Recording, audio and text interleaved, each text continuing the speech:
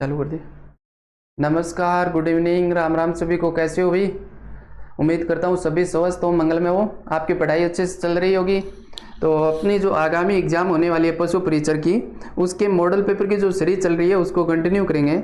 आज का model paper number 3 रहने वाला है। अभी अगर आप विजन क्लासेस के यूट्यूब चैनल पे पहली बार आए तो चैनल को सब्सक्राइब कर लेना और नोटिफिकेशन ऑन कर लेना। और आज की जो ये क्लास की पीडीएफ है, बोर्ड की जो ये पीडीएफ है, ये आपको टेलीग्राम पे मिल जाएगी। टेलीग्राम का लिंक आपको वीडियो के डिस्क्रिप्शन में मिल जाएगा। तो बिना किसी देरी के सेशन की शुरुआत करते हैं दोस्तों। क्वेश्चन नंबर 1 देखोगे, निम्नलिखित में से अनुप्रस्थ बालुका स्तूपों के संदर्भ में सत्य कथन नहीं है। अनुप्रस्थ बालुका स्तूपों के संदर्भ में सत्य कथन नहीं है। देखिए मेरे दोस्तों, यहाँ पे ध्यान देना आप कि ये क्वेश्चंस की लैंग्वेज में फंसा रहा है। अपन क्या है, एग्जाम में जल्दबाजी में सही से नहीं पढ़ते। वहां पे क्या है, सत्य के बाद में सीधा कथन है पे आ जाते हैं।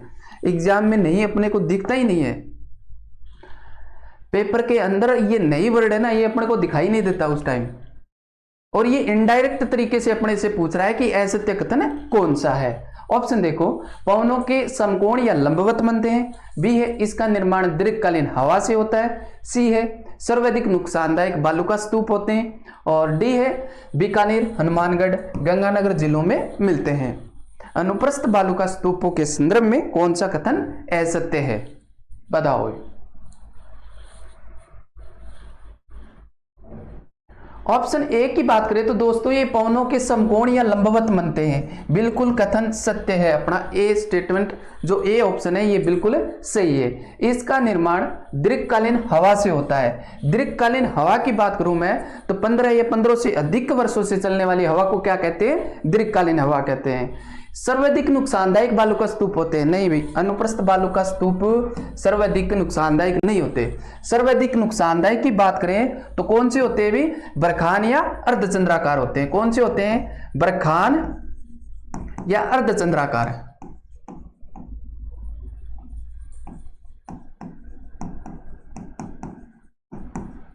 बरखान या अर्धचंद्राकार क्या होते हैं? सर्वाधिक नुकसानदायक बालुका स्तूप होते हैं। आगे देखो, बीकानेर, हनुमानगढ़, गंगानगर जिलों में मिलते हैं। बिल्कुल ये भी अपना स्टेटमेंट क्या है? डी ऑप्शन भी सही है। अगर स्थान की बात करें तो बीकानेर में कौन से स्थान पे मिलते हैं? हनुमानगढ़ में कहां पर मिलते हैं? और गंगानगर में कहां पर मिलते हैं? तो देखो भाई, बीकानेर में मिलते हैं पुंगल के चारों ओर। पुंगल के चारों ओर मिलते हैं। हनुमानगढ़ की बात करें तो हनुमानगढ़ में मिलते हैं वे राउतसर में। अनुप्रस्थ बालुका स्तूप हनुमानगढ़ में राउतसर में मिलते हैं। और गंगानगर में सूरतगढ़ में मिलते हुए। कहां पे मिलते हैं? सूरतगढ़ के अंदर।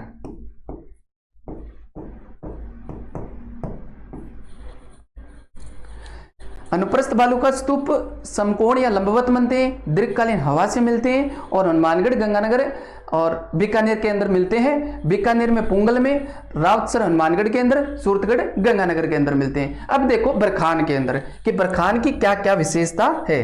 बरखान सर्वाधिक गतिशील होते हैं दोस्तों। क्या होते हैं? सर्वाधिक गतिशील होते हैं। सर्वाधिक गतिशील है तो सर्वाधिक नुकसानदायक भी है।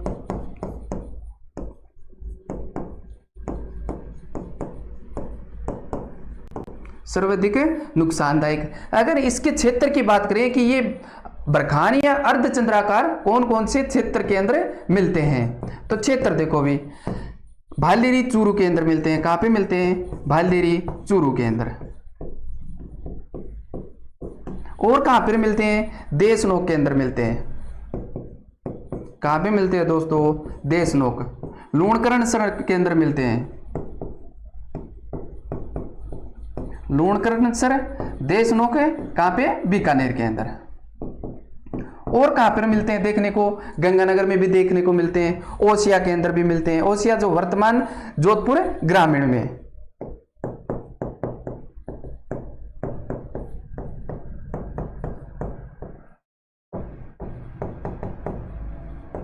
ओसिया, जोधपुर ग्रामीण। और कहां पे मिलते हैं? गंगानगर के अंदर भी मिलते हैं। बरखान या अर्धचंद्राकार की बात करें तो ये सर्वाधिक क्या होते हैं, गतिशील होते हैं और सर्वाधिक नुकसानदायक भी होते हैं। बरखान या अर्धचंद्राकार सर्वाधिक गतिशील, सर्वाधिक नुकसानदायक। क्षेत्र की बात करें तो भालेरी चूरू, देशनोक लुणकरण बीकानेर और ओसिया जो वर्तमान जिले की बात करें तो जोधपुर ग्रामीण के अंदर है। क्वेश्चन नंबर 2 देखो भाई, राजस्थान में मालपुरा करौली का मैदान किस नदी बेसिन का भाग है? राजस्थान में मालपुरा करौली का मैदान किस नदी बेसिन का भाग है? ऑप्शन ए है लूणी, बी है चंबल, सी है बनास और डी है यमुना। बताओ भाई। मालपुरा करौली के साथ साथ में सारे मैदान देखने वाले हैं भी जो बनास नदी द्वारा निर्मित है कि रोही का मैदान कहाँ पर स्थित है, खेराड़ प्रदेश कहाँ पर स्थित है, पिंडमाट का मैदान कहाँ पर स्थित है, इन सभी पे चर्चा करेंगे। लेकिन फिलहाल तो ये बताओ आप मेरे को कि मालपुरा करौली का मैदान कौन सी नदी बेसिन का भाग है? कौन सी नदी बेसिन का भाग है? बनास का। मालपुरा करौली के बारे में एक विद्वान ने एक नाम दिया है इसको, तृतीय पेनिप्लेन। किसने दिया वो बताओ आप मेरे को।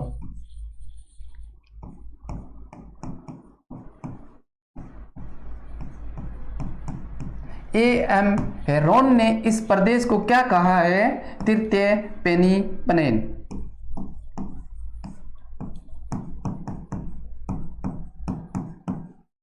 तृतीय पेनिप्लेन कहा है भाई, ध्यान में रखना एग्जाम में आता है। तृतीय पेनिप्लेन किसने कहा? A.M. हेरोन ने कहा। किस प्रदेश के लिए कहा? मालपुरा करौली के लिए कहा। अब देखो आगे जो अपने एग्जाम की दृष्टि से इंपॉर्टेंट है, ये देखो भाई। अगर बात करें कि रोही का मैदान कौन से जिले में किस नदी द्वारा निर्मित है, तो ये जयपुर से लेकर के भरतपुर के मध्य स्थित है। अगर नदी आपको एक पूछे तो अपने को क्या देना है? आंसर देना है बाणगंगा नदी। अगर एक नदी की बात करें तो बाणगंगा। अगर कथन आपको दो नदियों से पूछे, 2 नदी देकर के पूछे तो क्या करना है? बाणगंगा और यमुना नदी। अगर जिले की बात करें तो जयपुर से भरतपुर के मध्य है। बाणगंगा नदी के उद्गम की बात करें तो कहां पे होता है? बैराट की पहाड़ियां। जो वर्तमान जिले की बात करें तो कहां पे है? कोटपुतली बैर रोड के अंदर। आगे देखें मालपुरा करौली का मैदान कहां पे? मालपुरा टोंक से लेकर के करौली के मध्य और बनास व बाणगंगा नदी के मध्य में स्थित है। तृतीय पेनिप्लेन कहा है इसको, किसने कहा? A.M. हेरोन ने कहा। आगे देखो पिंडमाट का मैदान। पिंडमाट के मैदान की बात करें तो बनास नदी द्वारा निर्मित है और स्थान की बात करें देवगढ़ राजसमंद से लेकर के भीलवाड़ा के मध्य है। खेराड़ प्रदेश, खेराड़ प्रदेश की बात करें तो वर्तमान जिले की बात करें तो सायपुरा। जगह का क्या है? जगह है जाजपुरा। और पुराने जिले के हिसाब से पूछे तो आपको भीलवाड़ा से लेकर के कहां तक ले? टोंक तक है। खेराड़ प्रदेश कहां तक है? भीलवाड़ा से लेकर के टोंक तक। वर्तमान जिले की बात करें तो जाजपुरा, सायपुरा से लेकर के टोंक तक है। नदी कौन सी नदी द्वारा निर्मित है? बनास नदी द्वारा। बनास नदी का उद्गम की बात करें तो कहां से होता है? कमनौर की पहाड़ियां राजसमंद से। कमनौर की पहाड़ियां राजसमंद से आगे जाकर के बनास नदी और चंबल मिल जाती है। वहां पे रामेश्वर स्वाई माधवपुर में वहां पे त्रिवेणी संगम बना देता है। त्रिवेणी संगम बनता है ना, चंबल बनास सीप तीनों नदियां जाकर के त्रिवेणी संगम बना लेती है। 3 नंबर क्वेश्चन देखो, सुमिलित कीजिए, सुमिलित कीजिए।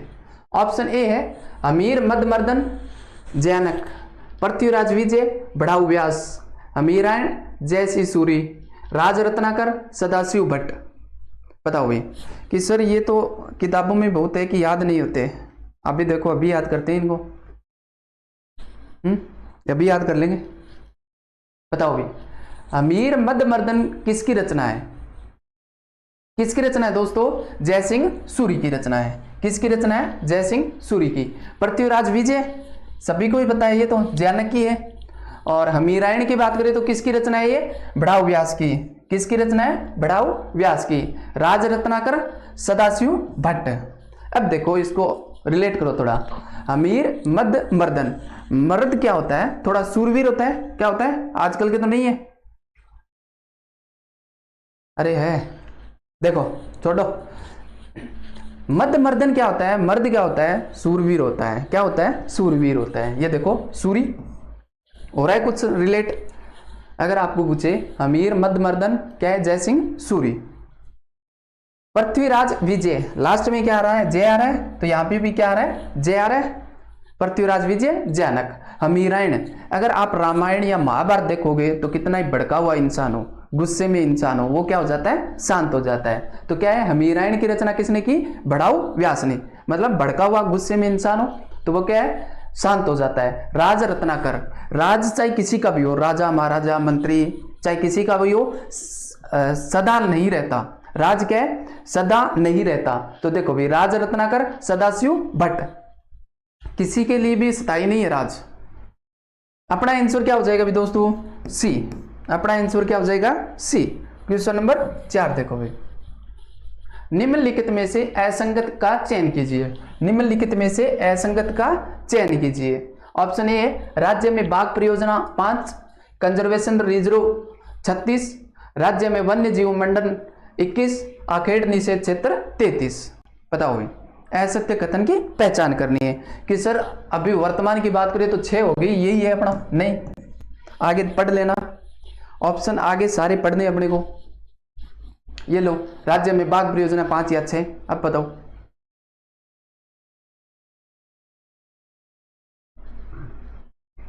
क्या हो जाएंगे भी, राज्य में वन्य जीव मंडल कितने हैं, 26। कितने हैं दोस्तों, 26 है।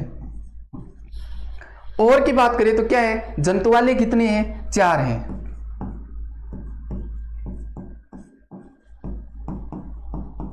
वर्तमान में जंतुवाले कितने हैं, 4 है।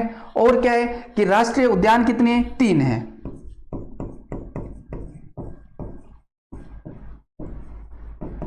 राष्ट्रीय उद्यान कितने हैं, 3 है भी दोस्तों। 3 की बात करें तो कौन कौन से हैं, रणथंभौर, केवलादेव और मुकुंदरा। कौन से हैं,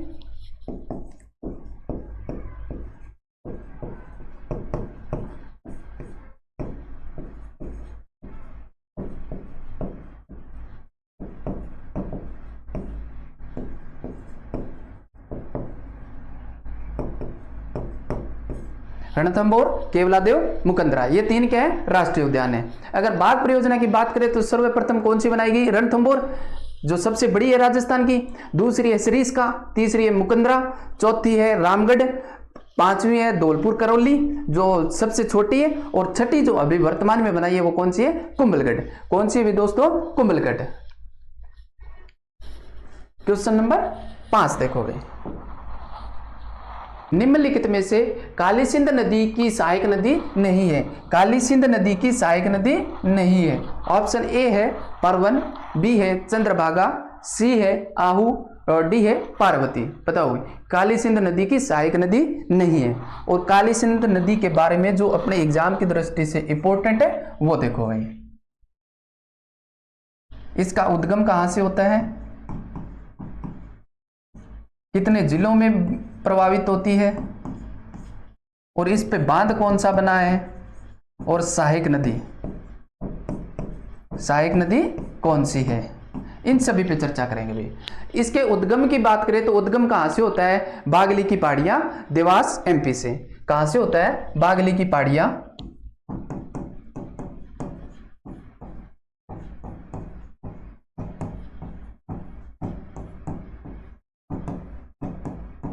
देवास एमपी से। कितने जिलों में प्रभावित होती है, 3 जिले में प्रभावित होती है। सबसे पहले झालावाड़ के अंदर, झालावाड़ के बाद में आती है ये कोटा के अंदर, कोटा से 12, और 12 के बाद में पुणे फिर किस में चली जाती है, कोटा के अंदर चली जाती है। बांध कौन सा बना हुआ है इसके अंदर, हरिश्चंद्र सागर बांध बना हुआ है, हरिश्चंद्र सागर। और इसकी सहायक नदियां कौन सी है भी, सहायक नदियां परवन भी है, चंद्रभागा है, आहू है, और कौन सी सहायक नदी है, और की बात करें तो कौन सी है, उजाड़ है, चावली है, क्या है भी, उजाड़ है और चावली है। चावली भी बोलते हैं इसको, चोली भी बोलते हैं।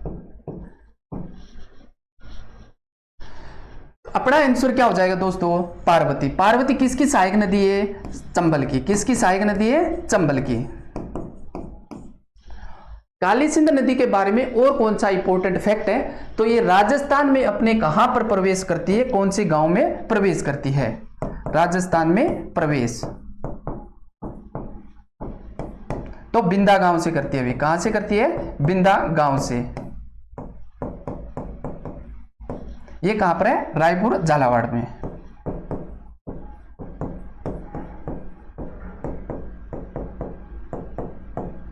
ये इतनी बातें अपने को काली सिंध नदी के बारे में ध्यान में रखना है। उद्गम बागली की पहाड़ियां देवास एमपी। जिलों की बात करें तो झालावाड़, कोटा, बारा, 3 जिलों में प्रभावित होती है। बांध बना हुआ है हरिश्चंद्र, जो अपने इंपॉर्टेंट है, भी ध्यान में रख लेना। हरिश्चंद्र बांध कौन सी नदी पर बना हुआ है? काली सिंध नदी पर बना हुआ है। कहां पर बना हुआ है? झालावाड़ में। कहां पर बना हुआ है दोस्तों? झालावाड़ के अंदर। और राजस्थान में प्रवेश कहां पर करती है? बिंदा गांव के अंदर। और पार्वती किसकी सहायक नदी है? चंबल की। अपना आंसर क्या हो जाएगा? डी हो जाएगा। क्वेश्चन नंबर 6 देखो भाई। देवबोध और धर्मबोध नामक विद्वान, प्रसिद्ध विद्वान किस चौहान वंश के दरबार में रहते थे? देवबोध और धर्मबोध नामक प्रसिद्ध विद्वान किस चौहान वंश के दरबार में रहते थे? ऑप्शन ए है विग्रहराज सेकंड अर्णोराज, सी है विग्रहराज चतुर्थ, और डी है पृथ्वीराज फर्स्ट। बताओ भाई। जिसकी उपाधि है परम बटाकर महाराज धीराज परमेश्वर। क्या है? परम बटाकर महाराज धीराज परमेश्वर, जिसने वराह मंदिर का निर्माण करवाया। शासनकाल की बात करें तो 1133 से लेकर के 55 तक रहता है। वीआईपी शासनकाल है ना, 1133 1155। जिसने अन्ना सागर झील का निर्माण करवाया, तुर्की सेना का नरसंहार कर दिया, उसके खून को साफ करने के लिए किसका निर्माण करवाया? अन्ना सागर झील का निर्माण करवाया। कौन सा हो जाएगा? अभी किसके दरबार में रहते हैं? अर्णोराज के दरबार में। किसके दरबार में? अर्णोराज के दरबार में रहते हैं। शासनकाल रहता है 1133 से लेकर के 55 तक। इनकी उपाधि की बात करें तो कौन सी है उपाधि?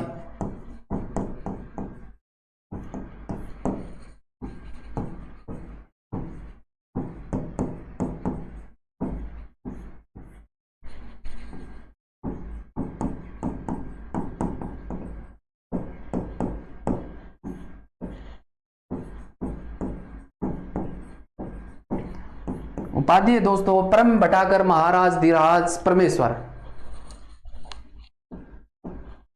और क्या निर्माण करवाते हैं? अन्ना सागर झील का निर्माण करवाते हैं। किसका निर्माण करवाते हैं? अन्ना सागर झील का निर्माण करवाते हैं। कौन सी नदी पर करवाते हैं? चंद्रा नदी पर करवाते हैं। कौन सी नदी पर करवाते हैं दोस्तों? चंद्रा नदी पर करवाते हैं। वराह मंदिर का निर्माण करवाते हैं। कहां पर? पुष्कर में। कहां पर निर्माण करवाते हैं? पुष्कर के अंदर। ये अपने को ध्यान में रखना है। इसकी मृत्यु हत्या कर दी जाती है जगदेव, इसके पुत्र जगदेव द्वारा। तो अपना आंसर हो जाएगा अर्णोराज। क्वेश्चन नंबर 7 देखो भाई। राजस्थान में वनों के प्रतिशत के आधार पर अवरोही क्रम है। राजस्थान में वनों के प्रतिशत के आधार पर अवरोही क्रम है। ऑप्शन ए है दोगड़ा वन, शुष्क मानसूनी, शुष्क सागवान। बी है शुष्क मानसूनी, शुष्क सागवान, दोगड़ा वन। सी है शुष्क सागवान, उपोष्ण सदाबहार, दोगड़ा वन। डी है उष्णकटिबंधीय कंटीले और शुष्क सागवान, उपोष्ण सदाबहार। बताओ भी राजस्थान में प्रतिशत के आधार पर अवरोही क्रम है। बताओ।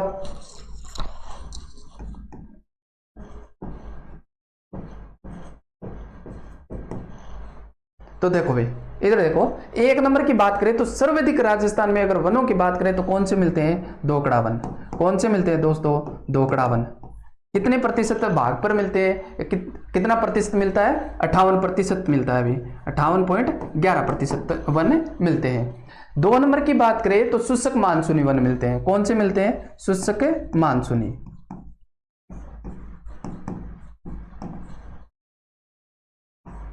कितने प्रतिशत मिलते हैं? 28.38। 3 नंबर पे मिलते हैं शुष्क सागवान वन। कौन से मिलते हैं? शुष्क सागवान।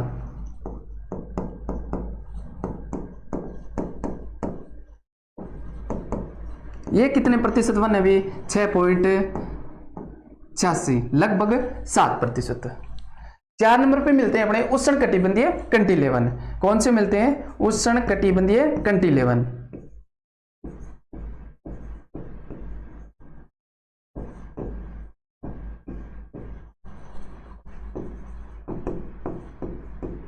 कितने प्रतिशत मिलते हैं ये? 6.26%। नंबर 5 की बात करें तो उपोष्ण सदाबहार, कौन से मिलते हैं? उपोष्ण सदाबहार।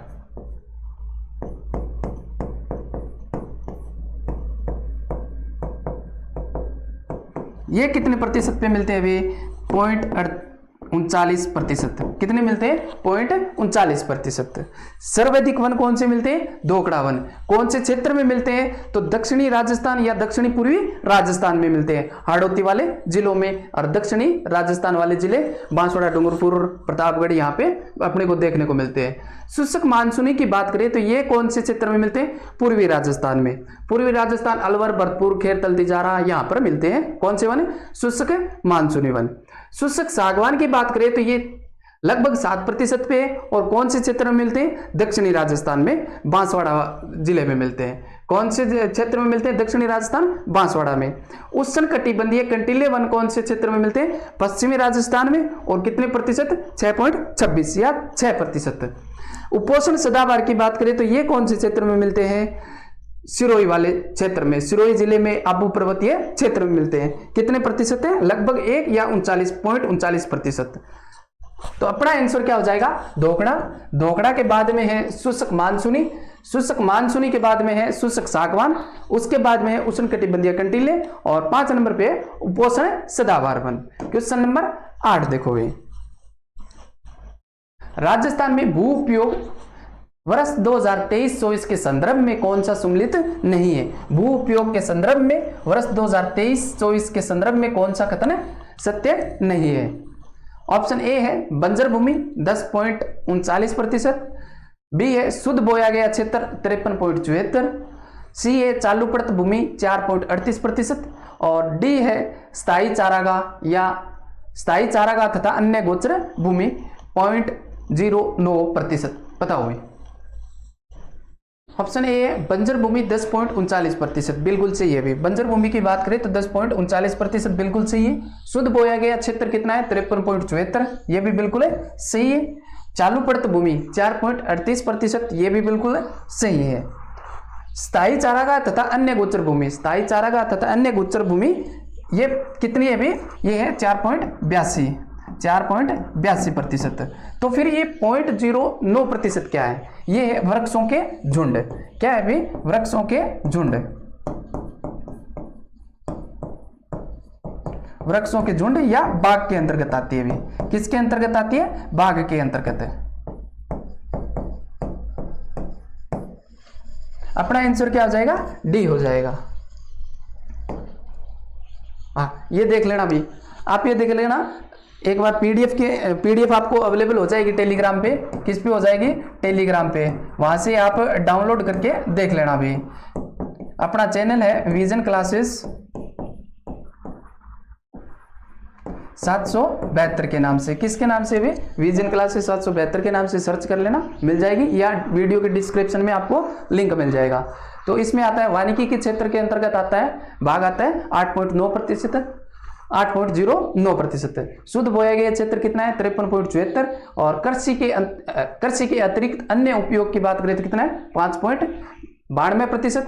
ऊसर भूमि तथा कृषि के अयोग्य भूमि की बात करें तो कितना है? 6.89। स्थायी चारागाह अन्य गोचर भूमि की बात करें तो 4.82।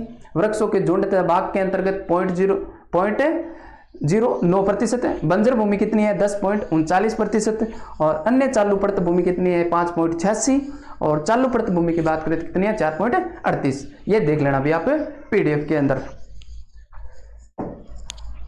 क्वेश्चन नंबर 9 देखो भाई, निम्नलिखित का मिलान कीजिए। निम्नलिखित का मिलान कीजिए। लोकगीत और क्षेत्र दिए गए हैं। क्या दिए गए हैं? लोकगीत और क्षेत्र दिए गए।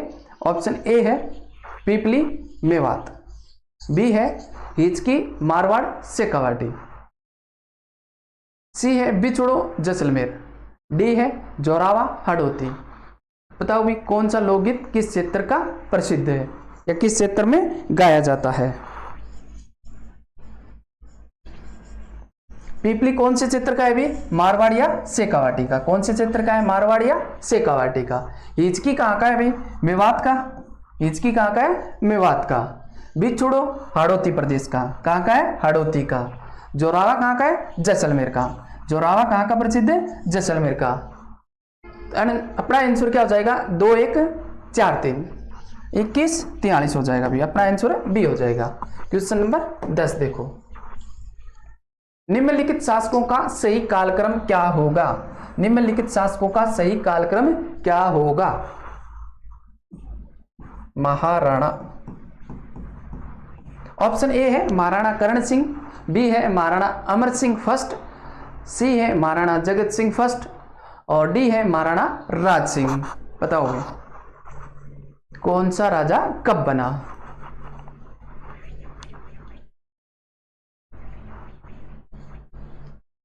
करण सिंह की बात करें तो करण सिंह का कार्यकाल रहता है 1620 से लेकर के 28 तक। कब रहता है दोस्तों, 1620 से लेकर के 28 तक रहता है।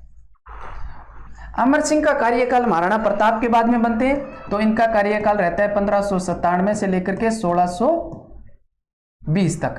कब रहता है, 1597 से लेकर के 1620 तक रहता है। जगत सिंह का कार्यकाल रहता है 1652 से लेकर के 80 तक। कब रहता है, 1652 से लेकर के 80 तक रहता है। और राज सिंह का कार्यकाल रहता है 1628 से लेकर के 52 तक। तो कालक्रम के अनुसार सेट करना है अपने को। तो सबसे पहले क्या आएगा, नंबर 1 पे आ जाएगा 2 नंबर, उसके बाद में आ जाएगा 3 नंबर और 4 नंबर। सबसे पहले अमर सिंह आएगा, 2 आएगा अपने आंसर में, तो 2, उसके बाद में 1, उसके बाद में 4 और उसके बाद में 3 आ जाएगा भाई। ठीक है, सबसे पहले तो कौन आता है, महाराणा प्रताप के बाद में अमर सिंह, अमर सिंह के बाद में करण सिंह, करण सिंह के बाद में राज सिंह, राज सिंह के बाद में जगत सिंह।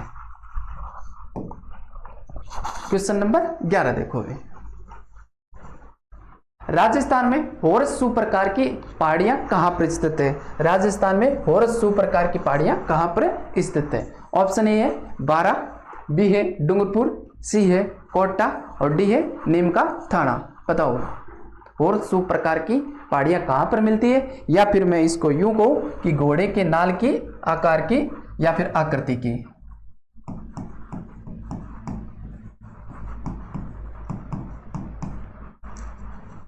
घोड़े के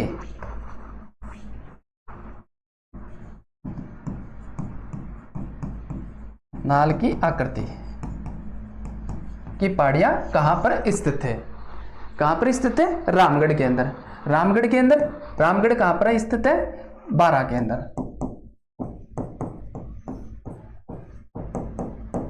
कहां पर मिलती है, बारा के अंदर। अपना आंसर क्या हो जाएगा, 12। क्वेश्चन नंबर 12 देखो भी, निम्न में से कौन सा वागड़ प्रदेश के नाम से जाना जाता है। वागड़ प्रदेश के नाम से जाना जाता है। ऑप्शन ए है बनास का मैदान, बी है हाड़ौती का पठार, सी है मध्य माही का मैदान और डी है चंबल बेसिन। बताओ भी वागड़ प्रदेश के नाम से जाना जाता है। वागड़ प्रदेश और बागड़ प्रदेश। बागड़ प्रदेश तो पता ही है आपको, सीकर, झुंझुनू और कौन सा है, नागौर। कौन सा भी, सीकर, झुंझुनू, नागौर वाला क्षेत्र क्या है, बागड़। ये क्या है, वागड़। इसकी विस्तार से देखो वे क्या है, सभी को देख लेंगे। सभी को देख लेंगे। छप्पन का मैदान कहां पर स्थित है, कांठल का प्रदेश कहां पर है, वागड़ प्रदेश से कहां पर है, इन सभी पे चर्चा कर लेंगे। ठीक है, बढ़ गया होगो। तो ये है प्रतापगढ़। क्या है दोस्तों, प्रतापगढ़। ये कौन सा है, डूंगरपुर जिला। और ये है बांसवाड़ा।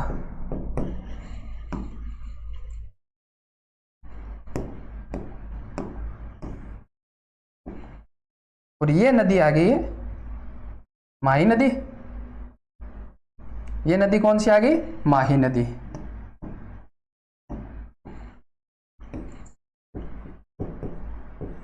माही नदी जो क्या है, कांठल की गंगा, वागड़ की गंगा, दक्षिणी राजस्थान की स्वर्ण रेखा, आदिवासियों की गंगा। तो यहाँ पे जो प्रतापगढ़ में जो बना हुआ है प्रदेश, जो माही नदी के किनारे है, और प्रतापगढ़ में केवल ये कौन सा है, कांठल का, कांठल प्रदेश, कांठल प्रदेश। केवल कहां पे है? प्रतापगढ़ में। ध्यान में रखना, केवल कहां पे है? प्रतापगढ़ में। एक जो बना हुआ है बांसवाड़ा और प्रतापगढ़ के मध्य, कहां पर बना हुआ है? बांसवाड़ा और प्रतापगढ़ के मध्य कौन सा मैदान है? छप्पन का मैदान। कहां पर स्थित है? प्रतापगढ़ और बांसवाड़ा के मध्य।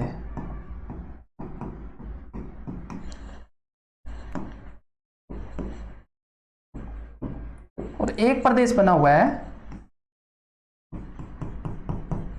जो है डूंगरपुर और बांसवाड़ा के मध्य है, वागड़ प्रदेश। जिलों की बात करें तो डूंगरपुर,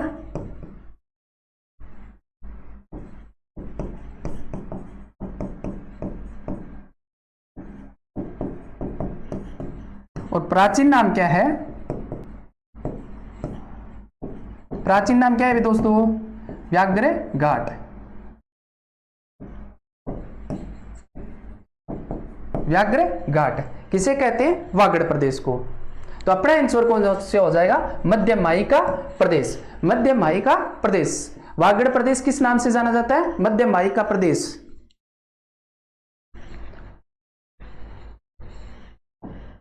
क्वेश्चन नंबर 13 देखो भाई, हीरवाटी बोली राजस्थान के किस क्षेत्र में बोली जाती है? हीरवाटी बोली राजस्थान के किस क्षेत्र में बोली जाती है? ऑप्शन ए है मेवाड़, बी है मेवात, सी है ढूंढाड़ और डी है मारवाड़। बताओ भाई हीरवाटी बोली कहां पर बोली जाती है?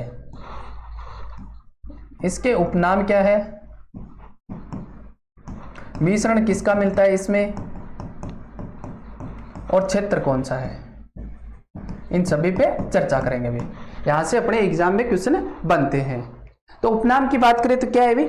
इसी को कहते हैं राठी। क्या कहते हैं दोस्तों? राठी या फिर हीरावाटी। क्या कहते हैं? हीरावाटी। और मिश्रण की बात करें तो हरियाणा की बांगरू बोली है और अपने राजस्थान की मेवाती बोली का मिश्रण है।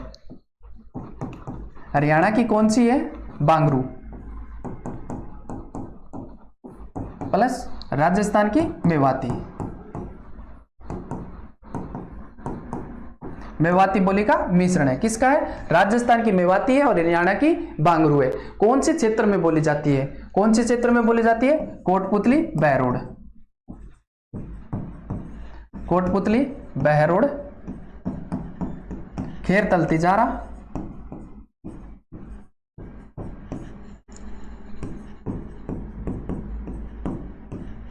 और अलवर के मुंडावर में।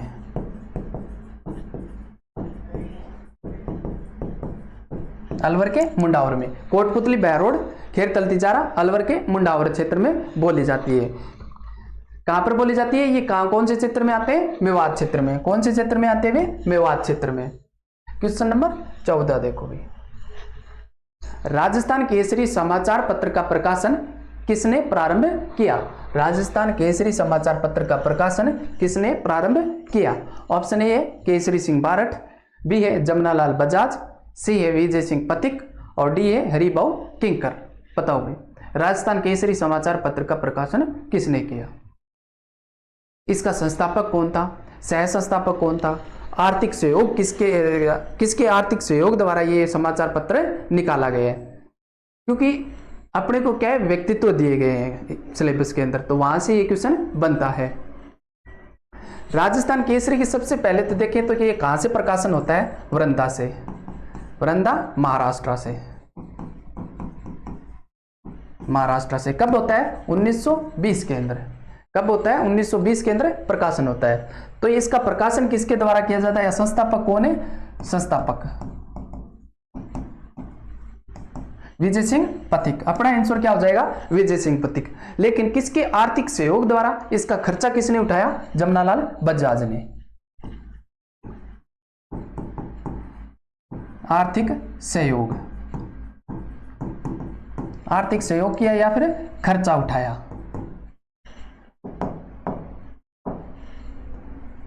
खर्चा किसने उठाया? अभी जमनालाल बजाज ने। इसका सह संस्थापक कौन था? इसका सह संस्थापक कौन था? रामनारायण चौधरी। ध्यान में रखना भी, क्वेश्चंस एग्जाम में आते हैं। यहां से क्वेश्चन आया हुआ है कि आर्थिक सहयोग, राजस्थान केसरी समाचार पत्र का प्रकाशन के समय इसका आर्थिक सहयोग या इसका आर्थिक सहयोग की जिम्मेवारी किसने उठाई? किसने उठाई? जमनालाल बजाज ने। कहां से प्रकाशन हुआ? वरंदा, महाराष्ट्र से।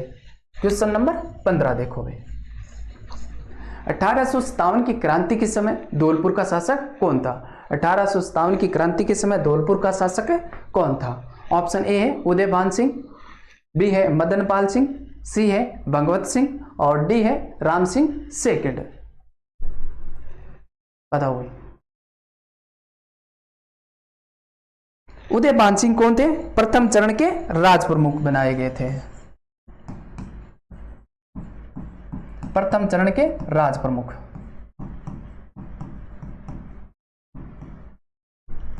प्रथम चरण के राज प्रमुख थे। कौन थे? उदयभान सिंह।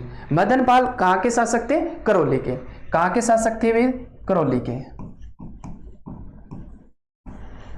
भगवंत सिंह कहां के थे? धौलपुर के। और राम सिंह सेकंड कहां के थे दोस्तों? कोटा के। कहां के थे? कोटा के। अपना आंसर हो जाएगा भगवंत सिंह। क्वेश्चन नंबर 16 देखो, किस कृषि विश्वविद्यालय में राजस्थान का पहला किसान कॉल सेंटर 15 अगस्त 2024 को शुरू किया गया? राजस्थान का पहला किसान कॉल सेंटर 15 अगस्त 2024 को शुरू किया गया। ऑप्शन ए कृषि विश्वविद्यालय जोधपुर, बी है महाराणा प्रताप कृषि विश्वविद्यालय उदयपुर, सी है स्वामी केशवानंदन राजस्थान विश्वविद्यालय बीकानेर और डी है श्री कर्ण नरेंद्र विश्वविद्यालय जोधपुर। किसके द्वारा शुरू किया गया? बीकानेर, जोधपुर द्वारा, कृषि विश्वविद्यालय जोधपुर द्वारा। क्वेश्चन नंबर 17 देखो, असत्य कथन की पहचान करें। असत्य कथन की पहचान करनी है। ऑप्शन ए है सारंगधर हमीर रासो, चंद्रशेखर सुरजन चरित्र, करपाराम खिड़िया, रजियारा सोरठा, डी है गिरधर आसिया सेनानी। बताओ असंगत कौन सा है?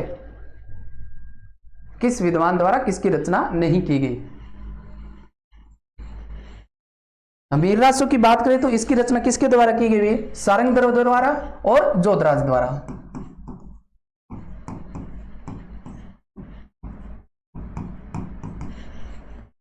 अगर यहां पे सारंगधर न दे करके जोधराज दे दे तो भी अपना आंसर सही होगा। हमीर रासो की रचना सारंगधर और जोधराज, अलग अलग है दोनों की। चंद्रशेखर की रचना, चंद्रशेखर ने किसकी रचना की? सुरजन चरित्र की। किसकी रचना की? सुरजन चरित्र की। करपाराम खिड़िया ने किसकी रचना की? रजियारा सोरठा की। करपाराम खिड़िया ने किसकी की? रजियारा सोरठा। लेकिन गिरधर आसिया की बात करें तो इसकी रचना कौन सी है? गिरधर आसिया की कौन सी रचना है? संगत रासो। कौन सी है दोस्तों? संगत रासो।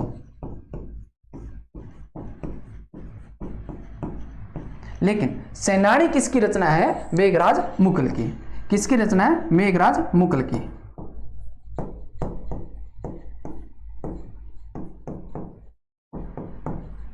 मेघराज मुकुल की रचना है। अपना आंसर कौन सा हो जाएगा? असत्य पूछ रहा है। गिरधर आसिया की रचना कौन सी है? संगत रासो। सेनानी किसकी रचना है? मेघराज मुकुल की। सारंगधर हमीर रासो और जोधराज द्वारा भी हमीर रासो की रचना की जाती है। चंद्रशेखर सुरजन चरित्र, करपाराम खिड़िया, रजियारा सोरठा।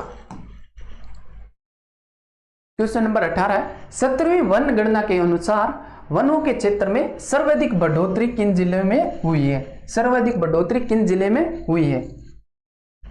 इन जिले में हुई है। या फिर सर्वाधिक बढ़ोतरी किस जिले में हुई है? ऑप्शन ए है अजमेर, बी है बीकानेर, सी है पाली और डी है नागौर। सर्वाधिक बढ़ोतरी देखेंगे और कमी भी देखेंगे, सभी पे चर्चा करेंगे इन पे। सर्वाधिक कमी की बात करें तो कहां पर होती है? जालोर के अंदर। कितनी होती है अभी? 32.46। जालोर कितनी होती है? 32.46। दूसरे नंबर पे सर्वाधिक कमी होती है करौली के अंदर। कहां पर होती है? करौली के अंदर। कितनी होती है? 26.16। तीसरे नंबर पे कमी होती है भाई दोस्तों सिरोही के अंदर। कहाँ पे होती है? सिरोही में। कितनी होती है? 13.39%। और चौथे नंबर पे होती है सर्वाधिक कमी भरतपुर के अंदर। कितनी होती है? 9.21% वर्ग किलोमीटर। तो सर्वाधिक बढ़ोतरी की बात करें तो कहां पर होती है? अजमेर के अंदर। कितनी होती है दोस्तों? 26.45। दूसरे नंबर पर सर्वाधिक बढ़ोतरी कहां पर होती है? पाली के अंदर। कितनी होती है? 26.01%। तीसरे नंबर पे कहां पे होती है? बीकानेर के अंदर। कितनी होती है? 24.10%। और चौथे नंबर पे होती है नागौर के अंदर। कितनी होती है? 22.72। कितनी होती है दोस्तों? 22.72%। ये ध्यान में रखना है। अगर आपको अवरोही या आरोही क्रम में पूछ ले, इसको अवरोही क्रम में पूछ ले, अवरोही क्रम में पूछ ले तो क्या आ जाएगा? अजमेर, अजमेर के बाद में आ जाएगा पाली, पाली के बाद में बीकानेर, बीकानेर के बाद में नागौर। अपना आंसर क्या हो जाएगा? अजमेर। सर्वाधिक बढ़ोतरी होती है अजमेर के अंदर। कितनी होती है? 26.45%। क्वेश्चन नंबर 19 देखो भाई। शुद्ध के लिए युद्ध अभियान की टैगलाइन क्या है? शुद्ध के लिए जो युद्ध अभियान चलाया गया उसकी टैगलाइन क्या है? ऑप्शन ए स्वस्थ थाली श्री अन्न वाली, बी है शुद्ध अन्न स्वस्थ शरीर, और सी है शुद्ध है तो कल है, और डी है सतत सदैव शुद्ध। बताओ भाई, शुद्ध के लिए जो युद्ध अभियान चलाया गया उसकी टैगलाइन क्या है? क्या हो जाएगा? स्वस्थ थाली श्री अन्न वाली, स्वस्थ थाली श्री अन्न वाली। क्वेश्चन नंबर 20 देखो। राजपुताना मध्यम भारत सभा का तीसरा अधिवेशन कहां पर हुआ? राजपुताना मध्यम भारत का तीसरा अधिवेशन कहां पर हुआ? ऑप्शन ए है 1918 दिल्ली, बी है 1919 वरंदा, सी है 1920 अजमेर, और डी है 1919 नागपुर। बताओ भी।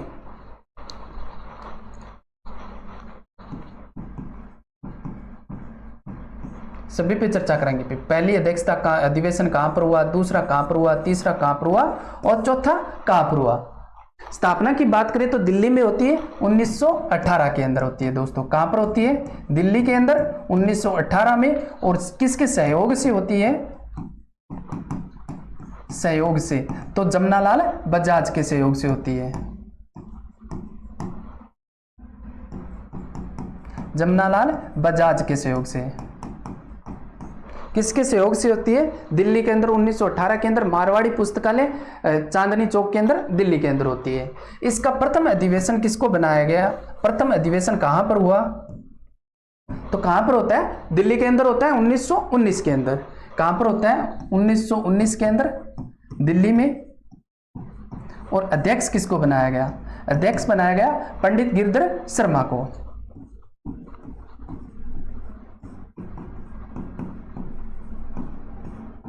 गिरधर शर्मा को।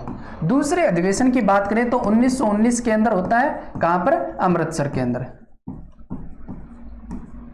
तीसरा अधिवेशन होता है अपने 1920 के अंदर अजमेर में। अजमेर में होता है दोस्तों। और अध्यक्ष बनाया गया है जमनालाल बजाज को। जमनालाल बजाज को बनाया जाता है। चौथा अधिवेशन होता है 1919 के अंदर 1920 के अंदर। 1920 के अंदर कहां पर? नागपुर में। दो बातें आपको और ध्यान में रखनी है। कितनी बातें? दो बातें और ध्यान में रखनी है कि इसका प्रधान कार्यालय कहां पर बनाया गया और इसका मुख्यालय कहां पर बनाया गया। प्रधान कार्यालय कहां पर बनाया गया? नागपुर के अंदर। और इसका मुख्यालय कहां पर बनाया गया? मुख्यालय बनाया गया अपने अजमेर के अंदर। ध्यान में रखना भी। राजपूताना मध्य भारत का मुख्यालय कहां पर बनाया गया? अजमेर के अंदर। प्रधान कार्यालय नागपुर के अंदर। अपना आंसर क्या हो जाएगा? तीसरी बैठक होती है 1919 या तीसरा अधिवेशन होता है 1920 के अंदर अजमेर के अंदर। क्वेश्चन नंबर 21 देखो भाई।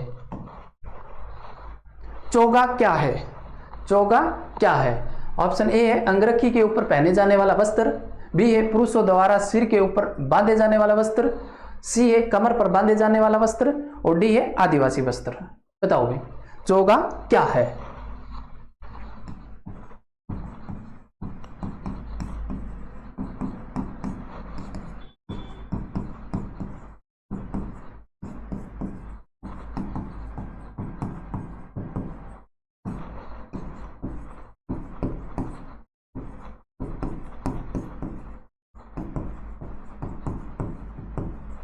अगर आदिवासी महिलाओं की बात करें तो आदिवासी महिलाओं के क्या है कि ताराबाद की ओढ़नी और केराबाद की ओढ़नी कौन सी महिलाएं पहनती है?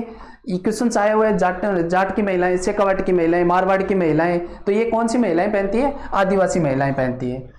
कमर पर बांधे जाने वाला वस्त्र, पुरुषों की बात करें तो कमर पर क्या बांधा जाता है भाई? धोती बांधी जाती है या फिर लुंगी। सिर पर बांधे जाने वाला वस्त्र क्या है भाई? पगड़ी, साफा। पुरुषों के हैं पगड़ी, साफा। और क्या है भी? और क्या बांधा जाता है? अमलो या फिर फालिया। अमलो और फालिया कहां पर बांधे जाते हैं? पुरुषों द्वारा सिर के ऊपर बांधे जाते हैं। अंगरखी के ऊपर पहने जाने वाला वस्त्र क्या कहलाता है? चोगा कहलाता है। ये किसका बना होता है अभी? रेशम व ऊन का बना होता है। किसका बना होता है? रेशम व ऊन का बना होता है। क्वेश्चन नंबर 22 देखो भाई, राजस्थान से निर्यात होने वाली वस्तुओं के संगत प्रतिशत अंश में सर्वाधिक है। राजस्थान से जो निर्यात होने वाली वस्तुएं हैं उसमें सर्वाधिक स्थान किसका है? ऑप्शन ए है इंजीनियरिंग वस्तुएं, बी है रत्न व आभूषण, सी है धातुएं और डी है कपड़ा। बताओ भाई राजस्थान से सर्वाधिक निर्यात कौन सी वस्तु का किया जाता है वर्ष 2023-24 के अनुसार? तो इंजीनियरिंग वस्तु का निर्यात कितना किया जाता है? 19.82%। रत्न व आभूषण का कितना किया जाता है? 13.86% किया जाता है। 13.86 या 36 करो, 13.36 है ये, 13.36%। धातुओं का कितना निर्यात किया जाता है? 11.78 किया जाता है दोस्तों, 11.78%। और कपड़े का किया जाता है 10.54%। तो अपना आंसर क्या हो जाएगा? सर्वाधिक निर्यात किसका किया जाता है? इंजीनियरिंग वस्तुओं का। किसका किया जाता है? इंजीनियरिंग वस्तुओं का। कितना किया जाता है? 19.82%। आगे ये दिया गया सभी तो देख लेना भाई। इंजीनियरिंग वस्तुओं की बात करें तो 19.82%, रत्न व आभूषण 13.86, धातुएं पूछे तो कितना हो जाएगा? 11.78%। और कपड़े का निर्यात होता है 10.54%, हस्तशिल्प 9.54, कृषि एवं खाद्यान्न उत्पादन का कितना होता है? 7.75। लगभग ये 5 और 4 ही पूछता है, ज्यादा से ज्यादा 5 पूछ लेता है। तो ये पीडीएफ आपको मिल जाएगी टेलीग्राम पे, देख लेना, सारी देख लेना भाई, क्या पता कहीं से पूछ ले, एग्जामिनर का दिमाग खराब हो है। तो टेलीग्राम अपना ज्वाइन कर ही लेना, डिस्क्रिप्शन के लिंक डिस्क्रिप्शन में मिल जाएगा आपको लिंक। क्वेश्चन नंबर 23 देखो, निम्न में से किस झील को रामसर आर्द्र भूमि की सूची में सम्मिलित किया गया है? रामसर आर्द्र भूमि की सूची में सम्मिलित किया गया तो ऑप्शन ए है पिछोला, बी है जयसमंद, सी है राजसमंद और डी है सांबर। बताओ रामसर आर्द्र भूमि बोलूं या मैं आपको बोलूं नम भूमि या फिर वेटलैंड? सारे क्या है? एक ही नाम है भाई। क्या है? सारे के सारे नाम एक ही है। तो किसको शामिल किया गया? अपने राजस्थान के कितने स्थान है? 2 स्थान है भाई। कितने स्थान है दोस्तों? राजस्थान के 2 स्थान है। एक तो है केवलादेव राष्ट्रीय उद्यान। कौन सा है? केवलादेव राष्ट्रीय उद्यान।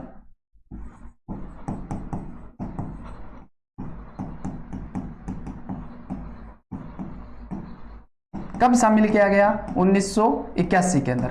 और दूसरा है सांबर, इसको कब शामिल किया गया? 1990 के अंदर। कब शामिल किया गया दोस्तों? 1990 के अंदर। सांबर झील की बात करें तो इसके अंदर कितनी नदियां आकर के मिलती है? 4 नदियां आकर के मिलती है। कौन सी? खारी आती है, रूपनगढ़ आती है,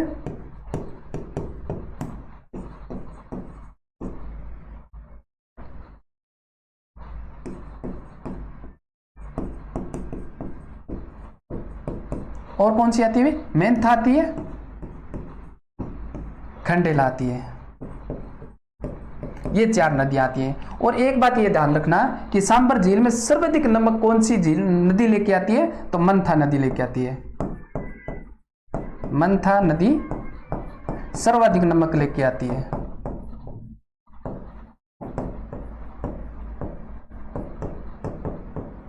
और जो भारत का कितना प्रतिशत नमक उत्पादन किया जाता है? अभी 8.70% उत्पादन किया जाता है। क्वेश्चन नंबर 24 देखो भाई, सूची 1 को सूची 2 से मिलान कीजिए। सूची 1 को सूची 2 से मिलान कीजिए। कृष्णा नागर निशानेबाजी, अवनी लखेरा रोइंग, अनीता चौधरी बैडमिंटन और दिव्या कृति घुड़सवारी। बताओ भाई कौन सा खिलाड़ी किस खेल से संबंधित है?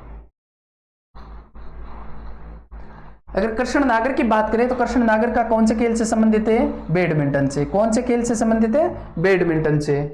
अवनी लखेरा का कौन सा संबंध किस खेल से? तो है निशानेबाजी से। अनीता चौधरी का किस खेल से संबंधित है? भी रोइंग से।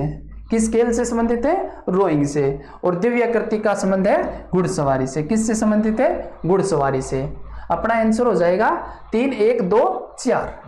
3 1 2 4 सी नंबर हो जाएगा भाई। क्वेश्चन नंबर 25 देखो, निम्न में से लूणी नदी की सहायक नदी नहीं है। निम्न में से लूणी नदी की सहायक नदी नहीं है। ऑप्शन ए है जोजड़ी, बी है सूकड़ी, सी है लीलड़ी और डी है जाकम। लूणी नदी की कौन सी सहायक नदी नहीं है? बताओ भाई।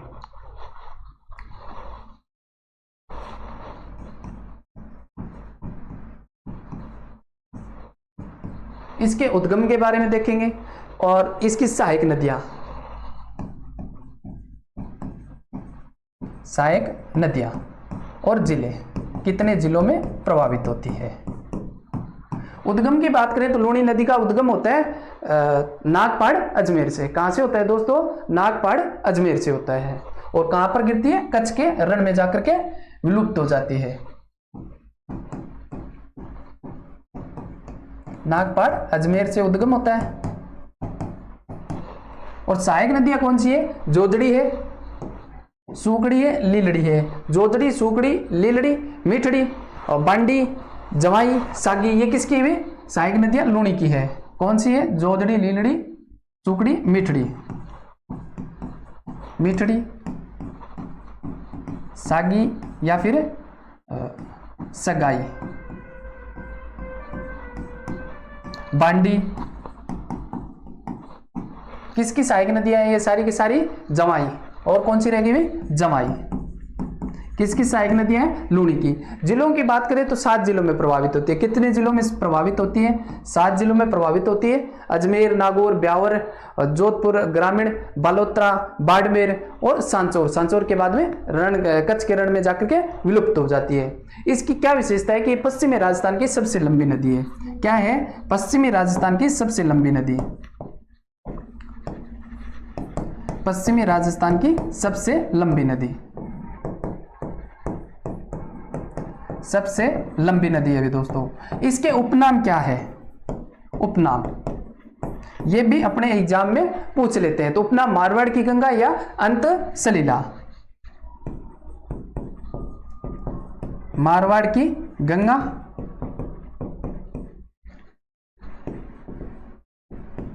अंत सलीला। अंत सलीला किसने कहा? भी कालिदास ने। आधी खारी आधी मीठी भी कहते हैं। क्या कहते हैं? आधी खारी आधी मीठी। बालोतरा के बाद में क्या हो जाता है? खारा पानी हो जाता है। तो जाखम। अपना आंसर क्या हो जाएगा अभी? जाखम। जाखम का उद्गम कहां से होता है? भंवर माता की पहाड़ियां से। भंवर माता की पहाड़ियों से। कहां पर है ये? प्रतापगढ़ में। और ये सहायक नदी किसकी है? जाखम माही की। किसकी है? भी माही की सहायक नदी है। तो ये भी अपने को ध्यान में रखना है। अपना आंसर क्या हो जाएगा, जाखम। क्वेश्चन नंबर 26 देखो, निम्न में से मेहाजी मांगलिया की सवारी है। मेहाजी मांगलिया की सवारी है। ऑप्शन ए है केसर कामली, बी है नीली घोड़ी, सी है किरण काबरा और डी है भैंसा। बताओ भी मेहाजी मांगलिया की सवारी कौन सी है। केसर कामली किसकी है, नीली घोड़ी किसकी है, किरण काबरा किसकी है और भैंसा किसकी सवारी है, सभी पे चर्चा करेंगे। तेजा जी की कौन सी सवारी है, देवनारायण जी की कौन सी है, रामदेव जी की कौन सी है। केसर कामली की बात करें तो किसकी सवारी है भी, पापू जी की। किसकी सवारी है दोस्तों, पापू जी की। नीली घोड़ी किसकी है, गोगा जी की, गोगा जी की। और किरण काबरा किसकी है, मेहा जी की। किसकी है, मेहा जी की।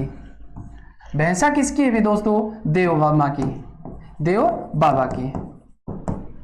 और कौन से बच गए जो अपने एग्जाम की दृष्टि से इंपॉर्टेंट है, तो लीला। क्या बच गया अभी, लीला और लीला गर। ये ध्यान में रखना आप, लीला और लीला गर और लीलन। लीला किसका है, रामदेव जी का। किसका है दोस्तों, रामदेव जी का। लीला गर किसकी सवारी है, देवनारायण जी की। देवनारायण जी की। और लीलन किसकी है, तेजा जी की। किसकी है, तेजा जी की। तो अपना आंसर कौन सा हो जाएगा, मेहाजी मांगलिया की सवारी कौन सी है, किरण काबरा। कौन सी है, किरण काबरा। क्वेश्चन नंबर 27 देखो, भारतीय मौसम विभाग की वेधशाला राजस्थान में कहां पर स्थित है। भारतीय मौसम विभाग की वेधशाला कहां पर स्थित है। ऑप्शन ए है माउंट आबू, बी है उदयपुर, सी है जयपुर और डी है झालावाड़। बताओ भाई कहां पर स्थित है, जयपुर के अंदर। भारतीय मौसम विभाग की वेधशाला राजस्थान में कहां पर स्थित है, जयपुर के अंदर। क्वेश्चन नंबर 28 देखो भी, राजस्थान में भवाई नृत्य प्रसिद्ध है। राजस्थान में भवाई नृत्य प्रसिद्ध है या कौन से क्षेत्र का प्रसिद्ध है। ऑप्शन ए है मेवाड़, बी है मारवाड़, सी है शेखावाटी और डी है मेवात। बताओ भाई भवाई नृत्य का उद्गम किसके द्वारा किया गया, जन्मदाता कौन है।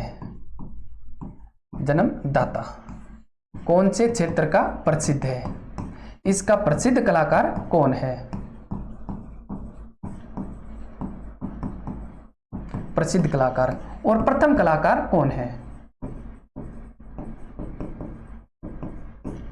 महिला।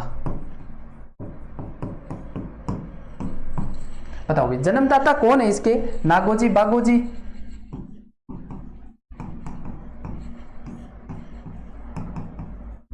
नागोजी बागोजी। कहां के है ये, केकड़ी के। अगर क्षेत्र की बात करें तो कहां का प्रसिद्ध है ये, उदयपुर, उदयपुर और बांसवाड़ा संभाग का।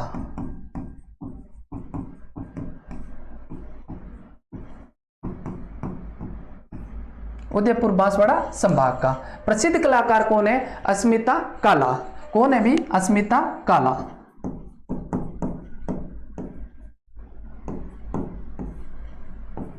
अस्मिता काला, इन्होंने अपने सर के ऊपर 111 मटके रख करके लिम्का बुक में अपना नाम दर्ज करवाया भी, 111 मटके रख करके नृत्य किया।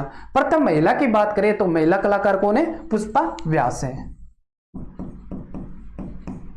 पुष्पा व्यास है।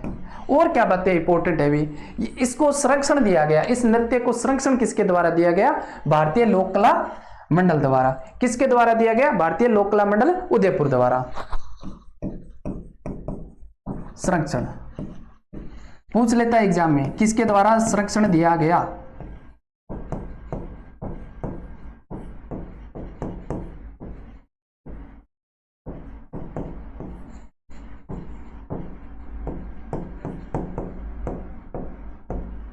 किसके सहयोग से दिया गया, इसका सहयोगी कौन था, सहयोग दयाराम भील, दयाराम भील के सहयोग से इसको संरक्षित किया गया भी।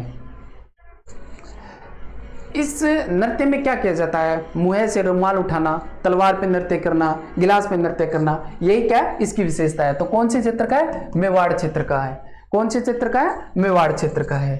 क्वेश्चन नंबर 29 देखो भी, निम्न में से राजा के युद्धों, विजय, वीरता का वर्णन मिलता है। निम्न में से राजा के युद्धों, विजय, वीरता का वर्णन मिलता है। ऑप्शन ए है पर्ची, बी है मर्स्या, सी है रूपक और डी है रासो। बताओ भी। पर्ची में मैंने पिछले वीडियो में आपको बताया था किसका वर्णन मिलता है? संत व महात्मा की रचना, महात्मा की रचना मिलती है। मर्स्या में क्या मिलता है भी? मर्स्या में मिलता है किसी विशेष व्यक्ति की युद्ध में लड़ते हुए वीरगति को प्राप्त हो जाते हैं, उसकी याद में जो रचना की जाती है वही क्या कहलाते हैं? मर्स्या कहलाते हैं।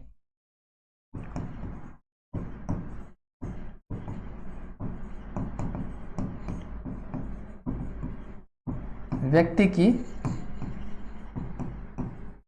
युद्ध में वीरगति को प्राप्त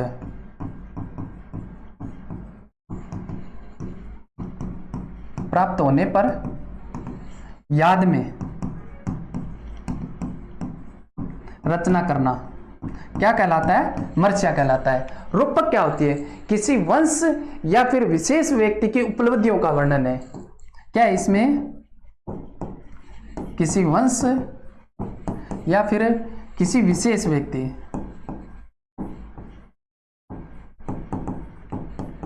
की उपलब्धियों का वर्णन।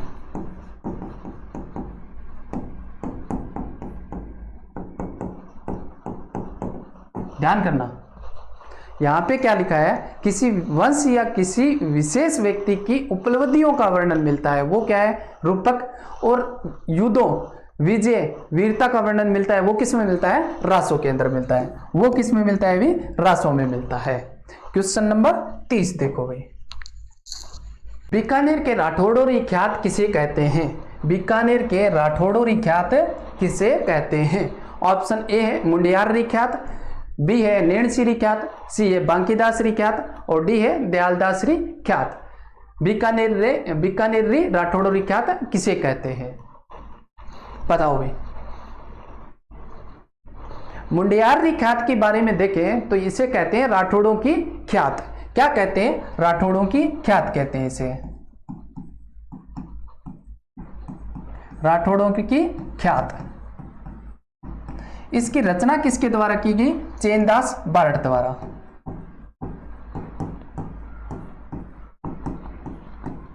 चैनदास बारट द्वारा रचना की गई। नैणसीरी ख्यात, इसकी क्या विशेषता है कि ये राजस्थान की सबसे प्राचीन ख्यात है, सबसे प्राचीन व सबसे विश्वसनीय है।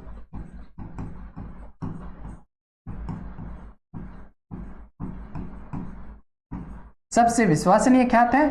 और इसकी रचना किसके द्वारा की गई? मुनोत नैणसी द्वारा। रचना किसके द्वारा की गई भी?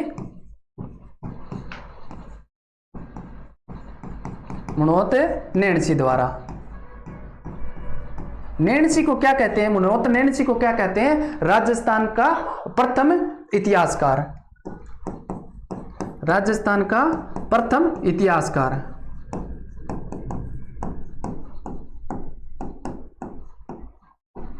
राजस्थान का प्रथम इतिहासकार किसे कहते हैं? मुनोत नैणसी को। बांकीदासरी ख्यात, इसकी रचना किसके द्वारा की गई?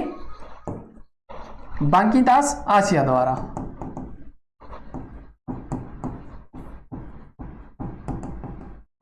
बांकीदास आसिया द्वारा रचना की गई। और दयालदासरी ख्यात, इसकी रचना किसके द्वारा की गई? दयालदास सिंडाइस द्वारा। इसे राजस्थान की अंतिम ख्यात कहते हैं और बीकानेर के रतन सिंह के दरबार में रहते थे। इसे क्या कहते हैं? राठौड़ोरी ख्यात कहते हैं, राठौड़ोरी ख्यात कहते हैं, राजस्थान की अंतिम ख्यात कहते हैं।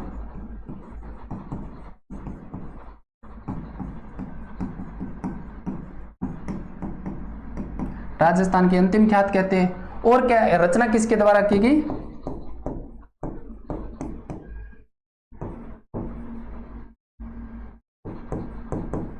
दयालदास सिंडाइस द्वारा, दयालदास सिंडाइस द्वारा। और किसके दरबार में रहते? बीकानेर के रतन सिंह के दरबारी कवि थे,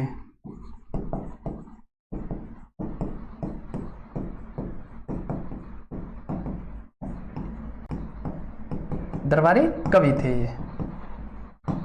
ठीक है भाई, तो अपना आंसर क्या हो जाएगा? दयालदासरी ख्यात। दयालदासरी ख्यात को क्या कहते हैं? बीकानेर के राठौड़री ख्यात कहते हैं।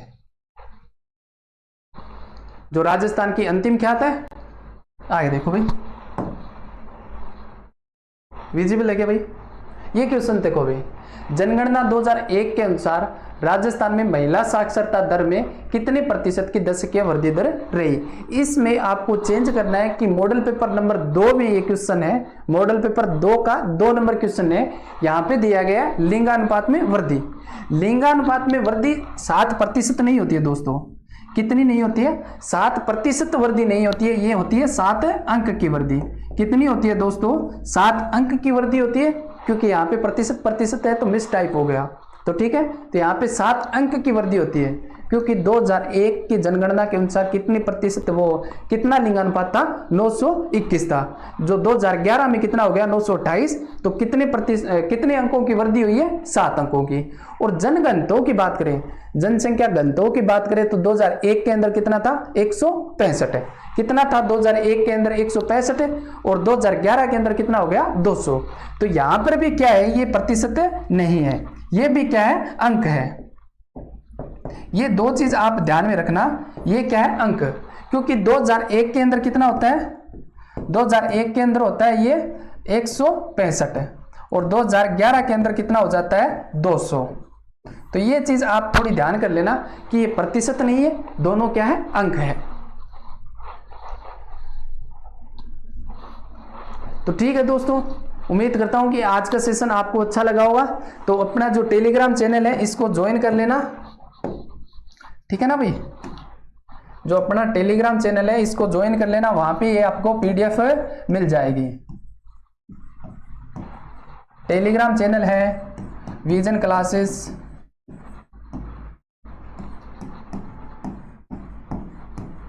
.772 के नाम से। किसके नाम से है? विजन क्लासेस 772 के नाम से। ये आपको PDF मिल जाएगी भैया, PDF मिल जाएगी।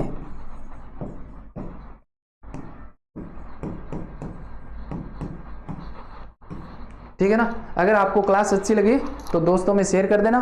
Okay, thank you. मिलते हैं एक नए वीडियो के साथ में। धन्यवाद।